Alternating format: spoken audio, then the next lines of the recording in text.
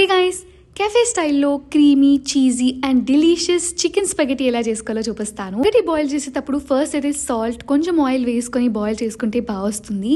And now coming to the chicken marination, salt, oregano, chilli flakes and also కొంచెం flavour కోసం అని చెప్పేసి pepper వేసుకున్నాను. అండ్ ఇంకా ఫ్లేవర్ ఎన్హాన్స్ అవ్వాలి అంటే గార్లిక్ పౌడర్ అయితే యూజ్ చేయాలి. ఇది మీరు స్కిప్ కూడా చేయొచ్చు, కానీ వేస్తే అయితే చాలా బాగుంటుంది taste.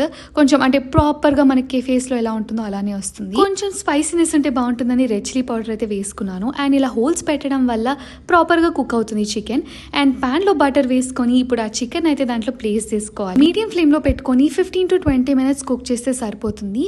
If not you can also put this in air fryer or oven లో కూడా పెట్టుకోవచ్చు. ఇలా చేస్తే ఆ బటరీ స్మోకీ ఫ్లేవర్ ఉంటుందని చెప్పేసి అలా చేశాను. చికెన్ కుక్ అయ్యేటప్పుడు ప్యారలల్ గా ఇంకొక ప్రొసీజర్ అయితే స్టార్ట్ చేసేసాను. పాన్ లో 2 tablespoons ఆఫ్ బటర్ వేసుకొని దాంట్లో కొంచెం గార్లిక్ అండ్ ఆల్సో ఆనియన్ వేసుకొని బాగా సాటే చేసుకున్నాను గోల్డెన్ బ్రౌన్ కలర్ లో వచ్చేదాకా. ఇప్పుడైతే దీంట్లో స్పైసెస్ అయితే యాడ్ చేసేస్తున్నాను, like red chilli flakes, oregano and also కొంచెం గార్లిక్ పౌడర్ అయితే వేస్తున్నాను. That really enhances the taste. దీనిలో స్పినచ్ కూడా యాడ్ చేసుకున్నాను, మీరు కావాలంటే స్కిప్ చేసుకోవచ్చు, కానీ వేసుకుంటే అయితే బాగుంటుంది. 1 minute సాటే చేయగానే అలా దగ్గరికి అయిపోతుంది. సో ఫర్ దట్ క్రీమీనెస్ నేనైతే అమూల్ క్రీమ్ అయితే యూజ్ చేశాను. ఇది కొంచెం సాటే చేసిన తర్వాత స్పెగటీ ఏదైతే బాయిల్ చేసామో ఆ వాటర్ అయితే వేసుకున్నాను. So for this consistence half spoon of salt and 1 full spoon of maida add చేసి బాగా మిక్స్ చేశాను లమ్స్ లేకుండా.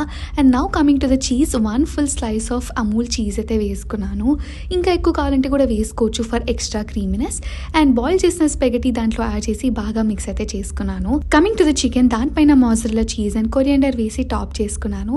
అండ్ లో ఫ్లేమ్లో కొంచెం సేపు ఉండనిచ్చాను లిడ్ క్లోజ్ చేసి, సో దట్ చీజ్ అనేది మెల్ట్ అవుతుందని. చీజ్ మెల్ట్ అయిపోయిన తర్వాత ఇలా ప్లేటింగ్ అయితే చేసుకున్నా. It look so yum and taste కూడా సేమ్ కెఫేలో తిన్నట్టే ఉంది. డెఫినెట్గా మీరైతే ట్రై చేసి చెప్పండి. బాయ్.